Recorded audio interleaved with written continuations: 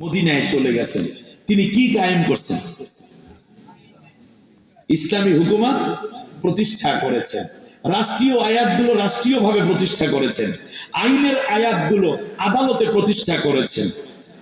বিয়ের আয়াতগুলো ব্যক্তিদের জীবনে নিয়ে গেছে। কথাটা বুঝছেন কিনা? অতএব যেইখানে যেই আয়াতটা আল্লাহ বলেছেন সেখানে আল্লাহ নবী সেই আয়াতটাকে কি করেছেন?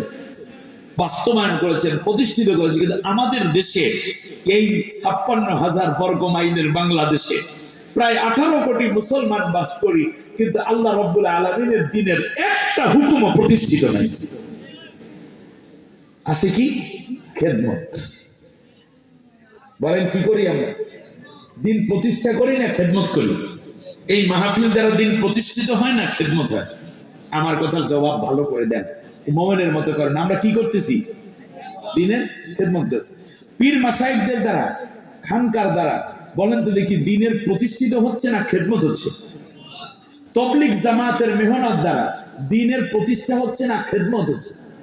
খেদমত হচ্ছে। মসজিদগুলোর দ্বারা, ইমাম খতিবদের দ্বারা দ্বীনের প্রতিষ্ঠা হচ্ছে না খেদমত হচ্ছে?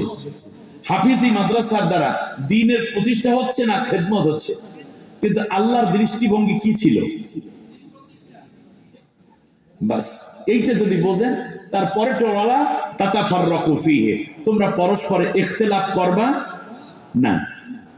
আল্লাহ তাআলা কোরআনের মধ্যে ৬৯ জায়গায় বলেছেন আকিমুস সালাহ, আকিমুস সালাহ, বিভিন্ন ভাবে আছে। ৮৬ বার নামাজ আসছে, তার মধ্যে ৭৮ বার আছে আকিমুস সালাহ দিয়ে। কিন্তু কোন জায়গায় আল্লাহ তাআলা বলে নাই আকিমুস সালাতা ওয়ালা তাতাফাররাকু ফি, নামাজ কায়েম করো, তোমরা মতবিরোধ কইরো না। তার কারণ আল্লাহ ভালোভাবে জানেন নামাজের মধ্যে কিছু মতপার্থক্য থাকবে। কেউ হাত উঁচা করবে, কেউ করবে না। কেউ রফুল ইয়াদান করবে, কেউ করবে না। কেউ বুকে, কেউ পেটে, কেউ নাভির উপরে, কেউ নাভির নিচে হাত বাঁধবে, কেউ রফুল